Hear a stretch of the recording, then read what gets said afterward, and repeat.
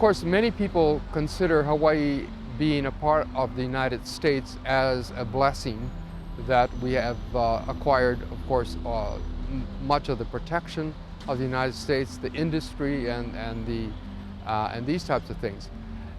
Under regular circumstances, that would seem like a very good thing. The problem is that we have been disenfranchised from benefiting from the use of our lands and our country. And Hawaiians are right now, native Hawaiians, are on the bottom rung of all the social measurements that you have. So we're the most incarcerated people, we have most homeless, the most number in poverty, illnesses, and these types of things are all afflicting the Hawaiians. And much of it has to do with the separation of the Hawaiians from their land and from nature, from the natural sustenance that they gain from the land. And the land has been redeveloped many times over, and those that have profited from it are not the Hawaiians, but others. And so we're at the point now where we are not receiving any benefits of the lands and not having any say in the land use. In the recent years, there have been many confrontations over land use, be it the rail, disturbance of sacred sites, burial sites and things like that. This past year, Mauna Kea, the sacred mountain.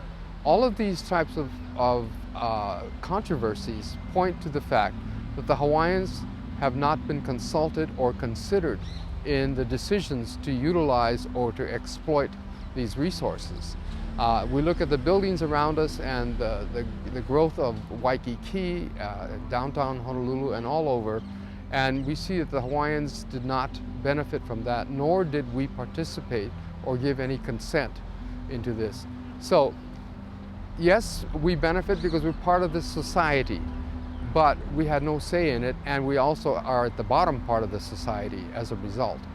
Now, what is happening in a global sense is that after World War II, there was a coming together of nations called the United Nations, and they decided that there were two main objectives that the United Nations would tackle.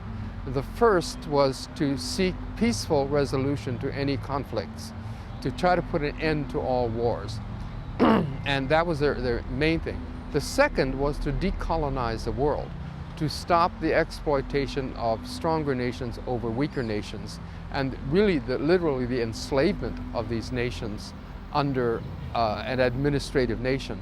So decolonization became a huge goal of the United Nations as well as the world community. And in greater part, they did succeed. Over the 70 years of the United Nations existence, a great part of the world has been decolonized. Hawaii was slated to be part of that decolonization effort.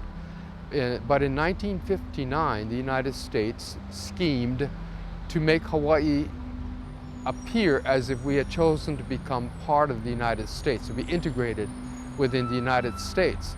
And so there was a manufactured plebiscite with a manufactured consent.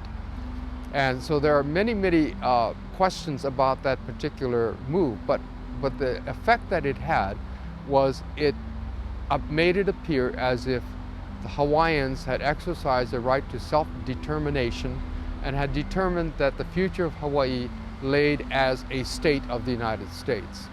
So it was a very diabolical scheme, but it worked on the part of the United States, again, until, of course, when you start to examine how the United States came to acquire Hawaii.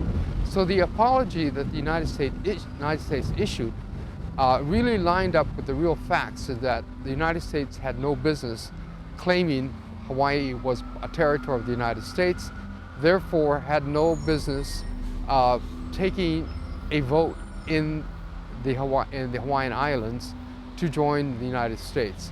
So the reason that we are looking toward, there's a number of different reasons. One is self-determination, to be able to determine for ourselves what we want to do with our own land. to be able to utilize that land to our benefit, as well as to the world's benefit, but to be able to be the ones who make that decision. The other part, of course, is the spiritual connection of the people to the lands, which is extremely important, not only to Hawaiians, but to people everywhere. So when the decolonization process went into place, much of that kind of spiritual reconnection of the peoples to the land occurred, and this is how we're able to function as the United Nations now has 193 members. They started out with 51 in 1946. So the community of nations is actually a benefit to everybody because it treats each other as equal. Right now, the state of Hawaii, or the Hawaiian Kingdom, is not being treated as an equal on par with all the other nations because we have been subsumed into the United States. So the benefits that we're looking for are to be able to govern ourselves, to be able to determine our future, and to be able to put our own style of governance into our nation and not be simply a knockoff of the United States.